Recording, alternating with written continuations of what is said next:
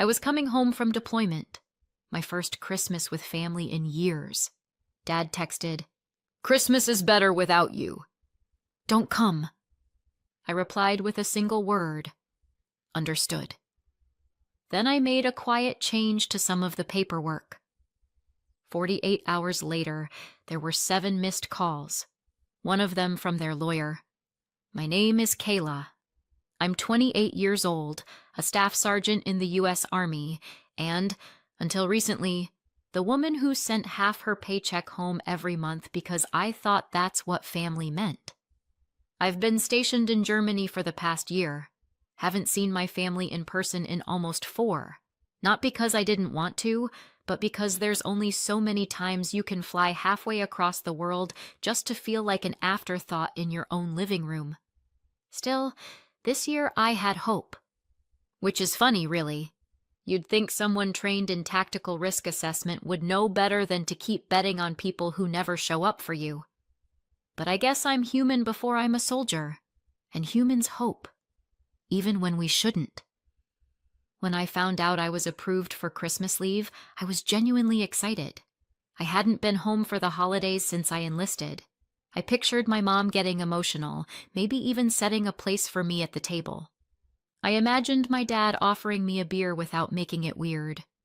I even thought, idiotically, that my sister might ask about my life instead of her own car problems. So I booked the flight. Non-refundable, because apparently I also believe in miracles. I messaged my mom. "Got leave. I'll be home for Christmas. Can't wait to see everyone." She heart-reacted the message. No words, just a little red heart. I tried not to read too much into it. I really did. For a few days, I let myself believe it would all be okay, that I'd come home to warmth instead of tension, that the people I'd been helping financially, month after month, might actually want me there for more than just the money. Then, 12 days before Christmas, my phone buzzed while I was standing in the base kitchen, halfway through a stale protein bar. It was from my dad. "Christmas is better without you." "Don't come." I stared at it for a long time, hoping it was a joke, a typo, anything. 2 minutes later, my sister followed up.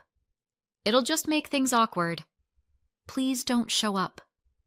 That one hit harder than it should have.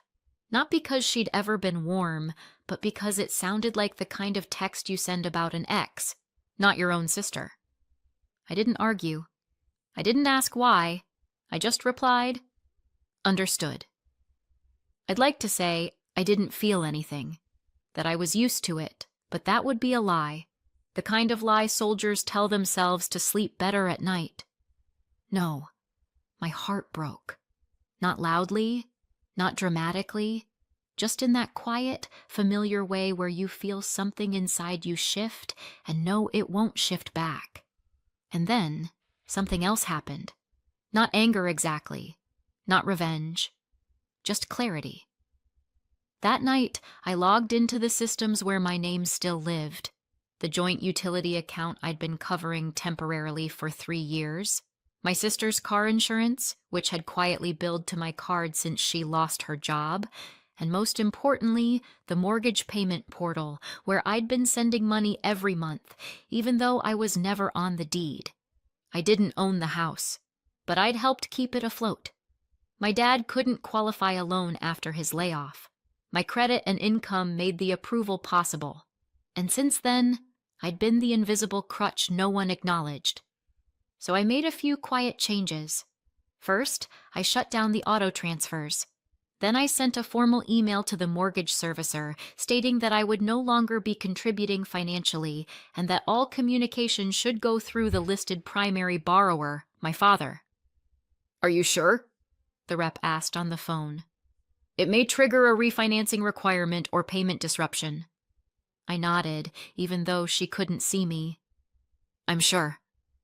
Then I did something I can't fully explain. I still took the flight home. Yeah, I know. They told me not to come. They made it clear I wasn't welcome. But the ticket was booked, and maybe some sad, stubborn part of me needed to see it through, to come home one last time, even if I didn't step foot in the house. I landed 2 days before Christmas, didn't rent a car, just took a cab straight to a budget motel off the interstate, the kind with too thin walls and mystery stains on the curtains. I sat on the edge of the bed, staring at the town I used to know. The lights, the same stores, the same cold wind through bare trees, but I didn't feel like I belonged here. I felt like a stranger who had outstayed her welcome in her own life. I didn't go by the house, didn't reach out again. I just waited. By the next morning, my phone was buzzing nonstop. 7 missed calls, 3 from my dad, 2 from a blocked number, 1 from my sister, and 1 from a number I didn't recognize until the voicemail played. "Ms. Morgan, this is Nathan Calloway, legal counsel for your parents. I've been informed that you've withdrawn financial support tied to their mortgage. They're understandably concerned. I'd like to speak with you before this creates further complications." Complications, I whispered, staring at the phone. Now they were concerned. Not when I was wiring money across the Atlantic. Not when I was missing birthdays, holidays, entire years of my own life. No, now. Now that the money stopped. I didn't call back. I ordered cheap takeout, pulled the thin motel curtains shut, and let the silence wrap around me like armor. I was officially home for Christmas, just not where they could see me. And for the first time in years, I felt the edge of something I hadn't tasted in a long time. Control. I don't remember the first time I felt like the outsider in my own family. I just remember realizing it had always been that way. There wasn't one big event. No dramatic get-out-of-my-house moment. Just a slow accumulation of moments where I was reminded, politely, passively, or with a smirk, that I was useful, but not essential. Present, but not central. I was 8 when my sister Haley was born. She came into the world red-faced and squalling, and my parents treated her like she had descended directly from heaven on a personal cloud. My dad said she was the miracle baby, which always made me wonder what that made me. A warm-up act? To be fair, I was a quiet kid, not brooding or weird, just low maintenance. I read books, lined up my toy soldiers, got decent grades. No one worried about me. And in my family, not needing help meant not getting attention. My dad was a foreman at a steel plant back then. Big personality, loud laugh, strong opinions. He was the kind of man who believed emotion was a weakness unless it came out of a clenched fist or a raised voice. If I cried, he told me to knock it off. If I got quiet, he called me dramatic. If I got mad, I was told to stop being hysterical. My mom was gentler, but in that vague, foggy way where you're not entirely sure she's in the room with you. She'd forget parent-teacher conferences, lose track of when my sports practices were, sometimes forget to pack lunch. But she remembered Haley's ballet recitals, her play dates, her favorite snacks. I wasn't unloved, just unnoticed. Unless I did something wrong. When I turned 16, I got a part-time job at a local gas station. I saved every dollar. I had this fantasy that I'd use it to buy a used car, get out, maybe drive until the world felt wider. But 1 month in, my dad borrowed my savings to fix a leak in the roof. The roof never got fixed. But Haley's Sweet 16 had a DJ and catered cupcakes. I joined the Army at 19. No one stopped me. My dad said, "Figures." My mom cried, but it felt performative, like she thought that was what moms were supposed to do. Haley didn't say anything at all. I think she assumed I'd come back eventually, that I'd orbit around them like always. Boot camp was brutal, but it made sense to me. There were rules, expectations, consequences. If you worked hard, you earned something. You were part of something. For the first time in my life, I felt like I had a place. Meanwhile, back home, nothing changed. Or rather, Everything changed, and I wasn't told. I learned my dad had been laid off from the plant when I saw a GoFundMe link my mom posted on Facebook. The caption said, "Hard times. Trying to stay afloat. Every little bit helps." That was the first time I wired them money. I didn't even think about it. Just logged into my military account and sent $2,000. My dad didn't say thank you, just texted, "That should cover this month. Let me know when you can send more."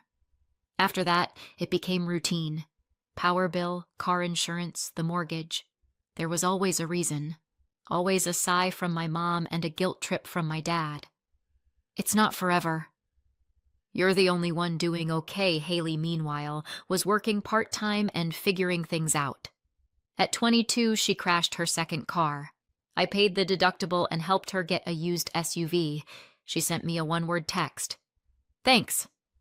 A month later, she posted a picture with the caption, "When you work hard, you earn your rewards." I didn't say anything. I just screenshotted it and saved it in a folder called Unpaid Debts and Unsaid Things. When I visited for Christmas 4 years ago, my last real attempt, they barely looked up when I walked in. My old room had been converted into storage. I slept on the couch.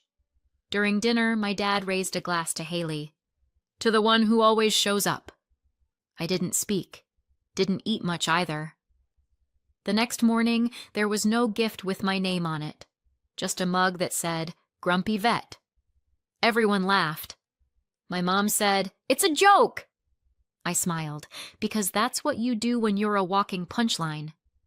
After that, I stopped going back. I still sent money, still answered calls, but something in me started closing doors. Quietly, one by one. And yet somehow, I still hoped. When I got approved for leave this year, I told myself maybe they'd changed. Maybe I'd show up and they'd be happy to see me, not because I'd wired money or fixed another crisis, but because I was me. It was a stupid hope. But hope doesn't always need permission. Sometimes it just shows up. Now, sitting in a motel off the highway, I thought about all of it. The birthdays I'd missed, the paychecks I'd rerouted, the versions of myself I'd buried just to keep the peace. I thought about how I'd trained for combat zones but couldn't survive my own living room. I thought about how Haley once told me I was too intense because I didn't laugh at a meme where someone pretended to be a homeless veteran for likes. I thought about how my mom used to say, "We love you. We're just not good at showing it." As if love was a riddle and I'd failed to solve it. I thought about all of it, and I realized something that both hurt and healed at the same time. I wasn't part of that family. Not really. I'd just been financing it. The calls started 2 days before Christmas. At first, I ignored them.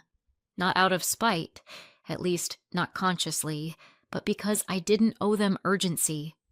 I was done dropping everything the moment my phone lit up with a 503 area code.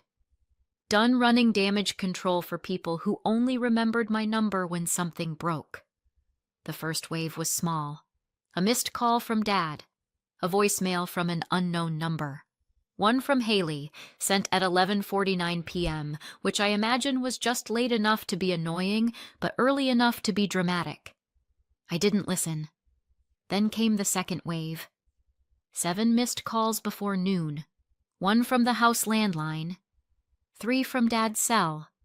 2 from Haley. And 1 from a number labeled Calloway and Green, Law Office. That one got my attention. I sat on the edge of my motel bed, coffee cup in hand, staring at the caller ID like it might explain itself. Eventually, curiosity won. I pressed play. "Ms. Morgan, this is Nathan Calloway, counsel for your parents. I've been informed that you've ceased financial contributions connected to a jointly financed home. They're understandably distressed. I'd like to speak with you before this creates further complications." "Complications," I muttered. "Right." Like self-respect, I didn't call back. I wasn't interested in being managed. I knew how this game worked. Turn concern into guilt. make guilt sound like duty, and hope I folded before they had to face the consequences of living without me. Instead, I put my phone on Do Not Disturb and went for a walk. It was snowing. That soft, early winter kind of snow, just enough to dust your shoulders, not enough to make anything beautiful. The streets looked the same as I remembered. A little dull, a little gray. My hometown hadn't changed much, but somehow I had. I passed the bakery where I used to buy cheap donuts on Saturday mornings. The sign was faded now. Haley once got caught shoplifting there, and I was the one who biked across town to bring her home so Dad wouldn't find out.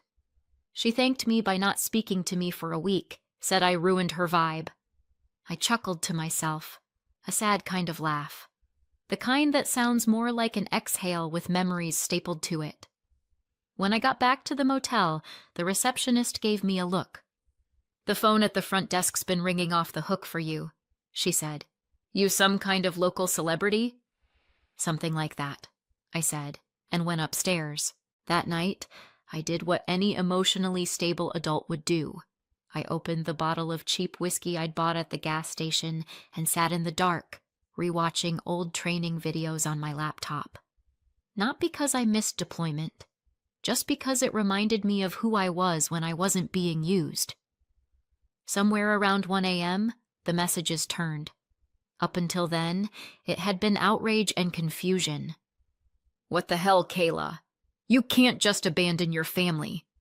We needed that money. What's wrong with you?" But now, the tone shifted. "Mom's been crying all day. Dad says he's having chest pains. You're killing them with this silence." I raised my glass to the ceiling. "To emotional manipulation. Vintage 1995 and still going strong." I almost caved. Not because I believed them, but because that's what I was conditioned to do. To soothe, to solve, to carry. But then I remembered something my CO once told me. The silence you keep is often louder than the things you say. So I kept it. By Christmas Eve morning, the messages had gone from dramatic to biblical. There were Bible verses, pleas, one cryptic post from Haley that read, "Some people forget who fed them when they were starving," followed by a family photo, her, Mom, and Dad on the couch, 3 stockings on the wall. Mine wasn't there. And that's when I broke my silence. Not with a call, not with a message, just a single post, a photo album titled, "Just So We're Clear," and a caption that read, "Sometimes family isn't who you were born to. It's who doesn't ask for proof every time you say you're tired." Inside were screenshots, bank transfers, insurance payments, mortgage statements with my routing number blacked out, dates, totals, no commentary, just receipts. The reaction was immediate. Comments flooded in. Some cousins I hadn't heard from in years messaged privately. "Dude, are you serious? You were paying all that? They always made it sound like you bailed on them. I had no idea, man." That's messed up. Mom's Facebook went dark within the hour. Dad changed his profile picture to a photo of him fishing. Classic avoidance. Haley posted something passive-aggressive about people who thrive on drama. I didn't respond. Not out loud. But I booked one more night in the motel. At 6:32 p.m., I got a voicemail from Dad. "You've gone too far, daughter." "Too far? You humiliated us. I don't even know who you are anymore. You used to be loyal. Now you're just cruel. Congratulations, you've ruined Christmas." That was rich, considering I wasn't even invited. Then, at 7:10 p.m., Haley sent a final text. "You made your point. They're freaking out. Mom's not eating. Dad's threatening to sell the house. Are you happy now?" No, I wasn't happy, but I was honest. For once, I was honest with myself. I stared at the screen for a long time and typed a reply. Then I deleted it. Instead, I sat with the silence again. And this time, I realized I wasn't waiting for them to understand. I was finally learning to stop explaining. I didn't respond to Haley's final text, the one where she said, "Are you happy now?" Because I wasn't. Not really. I didn't feel triumphant or vindicated, just tired. Like someone who'd been dragging a suitcase uphill for 10 years and finally let go of the handle. On Christmas morning, I woke up to silence. No calls, no threats, no guilt bombs. Just the hum of the motel mini fridge and a blinking light on my phone. An unread voicemail from an unknown number. I pressed play. "Kayla, this is Mr. Calloway again. I've spoken to your parents, and I think emotions are just high right now. They'd like to meet in person. No pressure, of course, but I believe a calm discussion could resolve this." I stared at the ceiling. Resolve what exactly? The decade-long family gaslighting? The financial hostage situation? Still, a part of me was curious. I texted back a time and location. "Tomorrow, 6 p.m. Denison's Diner, off Route 12. Booth in the back. Neutral ground, public setting. Fewer chances for screaming, or at least less volume if they tried. I didn't tell them I'd be bringing someone else. The next evening, I arrived 10 minutes early and ordered coffee. No food. I didn't trust my stomach to behave. The place was quiet. Low lighting, old jukebox in the corner, holiday lights still blinking like they hadn't gotten the memo. I chose a booth in the back, the kind where you could see the door and every exit. At exactly 6:03 p.m., they walked in. Dad in his stiff jacket, jaw set like stone.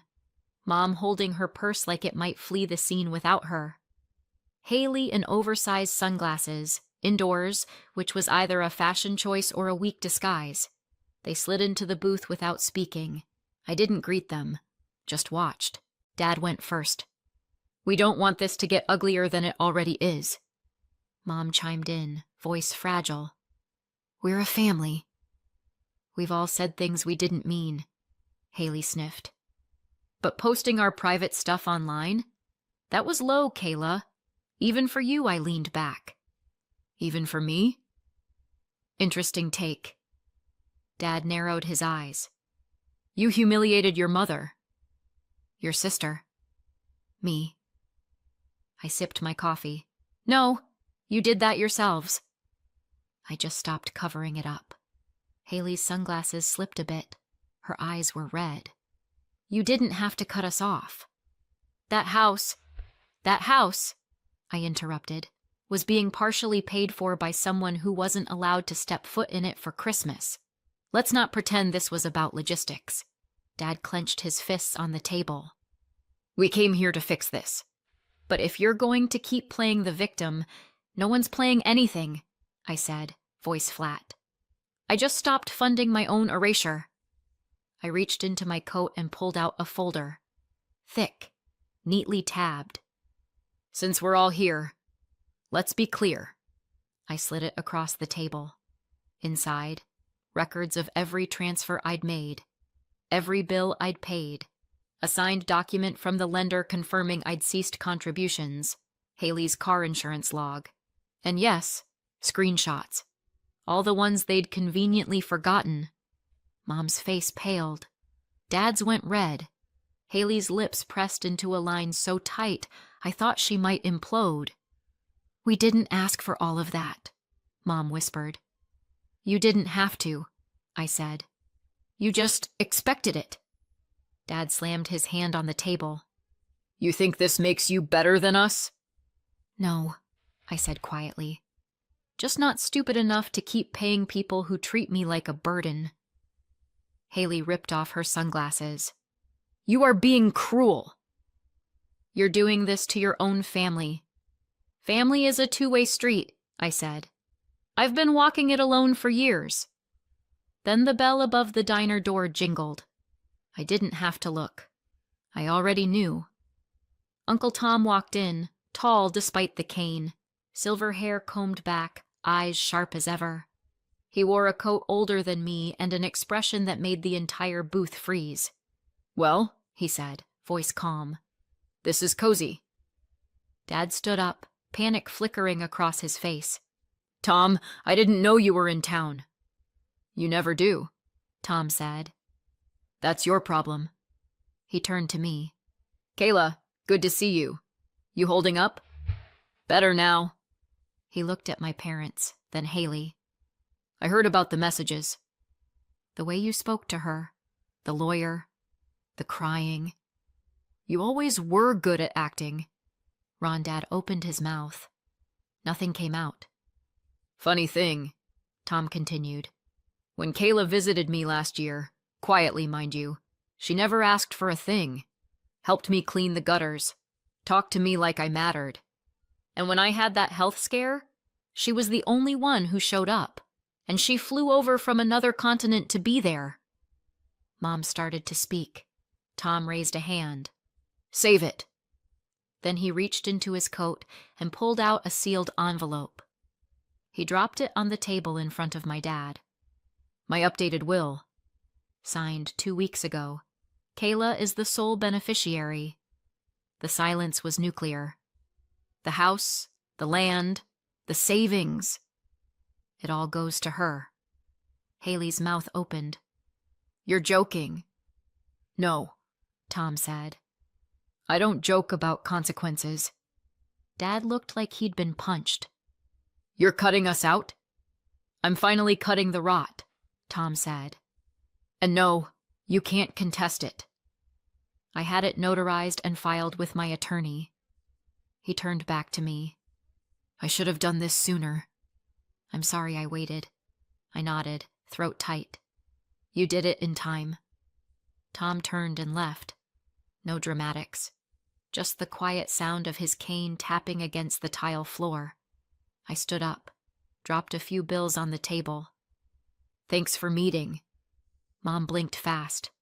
Kayla, please. You made your decision, I said. This was mine. Dad growled. So you're just going to walk out? After everything we did for you? I looked him dead in the eye. You didn't do anything for me. You did things to me. And now, I'm done. I left. That night, back at the motel, I got one last message from Haley. I don't know who you are anymore. I didn't reply, but I whispered to the empty room. Someone who finally learned how to leave. 2 months later, I stood in the middle of Uncle Tom's living room, surrounded by moving boxes, and felt something I hadn't felt in years. Stillness. Not silence. The bad kind, the guilt-laced kind, but real stillness. Peace. I'd taken leave again after the estate was finalized. The lawyer handled everything smoothly. No drama, no challenges, just a transfer of ownership from someone who saw me, truly saw me, to someone who finally understood what being seen could mean. The house was small, old, quiet, but it was mine.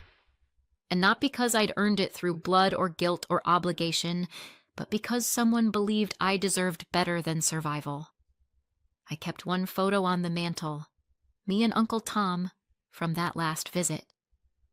We were sitting on his porch, laughing about something I can't even remember now. I just remember the look on his face. Pride. That rare kind of love that doesn't announce itself, just shows up. I haven't spoken to my parents or Haley since that night at the diner. There were a few messages after the will became public. Some begging, some accusing. I blocked them all. And I didn't feel guilty. Not anymore. You don't owe anyone your peace just because they share your blood.